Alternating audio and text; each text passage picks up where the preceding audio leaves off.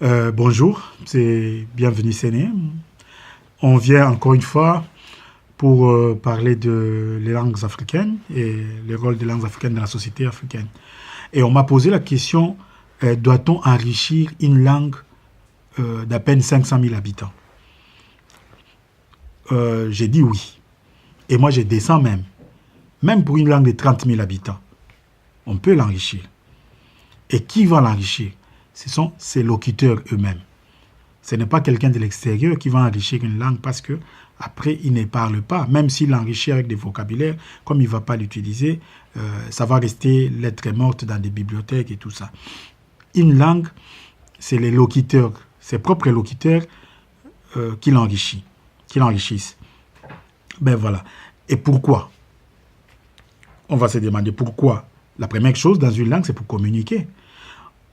Donc, quand on communique dans une communauté, on a besoin d'avoir suffisamment de vocabulaire pour pouvoir dialoguer et parler de tous les aspects de la vie en société. Ce qui fait que même 30 000 personnes ou 40 ou 100 000 personnes ou 500 000 personnes doivent enrichir leur vocabulaire pour parler de tout. S'ils doivent parler de la météo, s'ils doivent parler de l'informatique, s'ils doivent parler de la médecine, de balayage, de la cuisine, et de tout. Donc, ils ont besoin d'avoir suffisamment de vocabulaire pour pouvoir communiquer entre eux. Ça, je précise déjà, c'est entre eux qu'ils communiquent d'abord. La deuxième raison à ne pas communiquer, c'est l'enseignement. Une communauté a besoin d'instruire ses citoyens.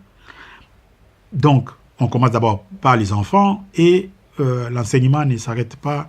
On est dans un système d'enseignement continu. Dans la vie, on apprend tout le temps.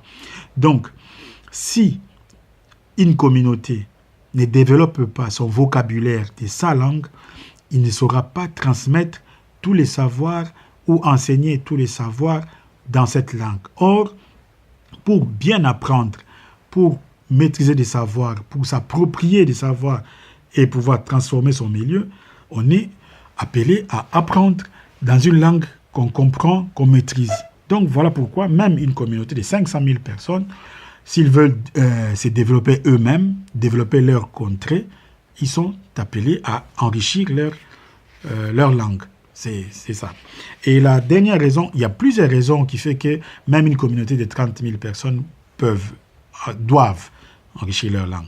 Mais là, je m'arrête à trois. La troisième raison, c'est consigner les savoirs acquis pendant l'histoire, au présent et pour les futurs.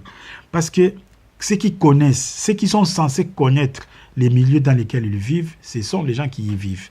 Et une communauté, pour consigner tous les savoirs qu'ils ont de leur milieu, pour améliorer leurs conditions de vie, donc ils ont besoin de consigner tous ces savoirs dans leur langue. Alors on me dira la question, mais pourquoi ne pas le faire dans une langue de grande audience? Tout simplement parce que, comme je l'ai dit, on n'apprend pas une langue, on ne parle pas une langue pour aller parler avec des étrangers. Communiquer avec l'étranger, communiquer avec d'autres personnes, c'est secondaire. La première chose quand on parle une langue, c'est communiquer dans la communauté même, apprendre, acquérir des savoirs et consigner des savoirs. C'est ça. Ce n'est qu'après qu'il y a des experts dans chaque société, dans chaque communauté, il y a des traducteurs, des interprètes et qui font ce travail-là de transmission, des passages d'une langue à une autre. Donc, on a vraiment besoin d'enrichir sa langue et ça, on n'a pas besoin d'être une langue de 500 000, de 5 millions, de 100 millions, d'1 milliard de locuteurs. Même une langue de 100 000 locuteurs donc, peuvent utiliser. Donc, dans les langues africaines, de 500 000 locuteurs, d'1 million de locuteurs, je crois qu'il est plus que temps que les locuteurs commencent à enrichir leur langue. Et comme j'ai dit, personne ne va le faire à leur place. Donc, chaque communauté doit enrichir sa langue. Ben voilà, aujourd'hui, on s'arrête à cette question. Prochainement, on verra d'autres questions parce qu'on reçoit pas mal de vos questions sur Facebook et partout ailleurs. On va essayer de les répondre petit à petit au fur et à mesure. Merci. C'était moi, Bienvenue Séné. Aujourd'hui, là, c'est quoi, le 22 mars 2017. Ben, je dis au revoir, Mbodé. La version lingala, c'est dans une autre vidéo. Merci.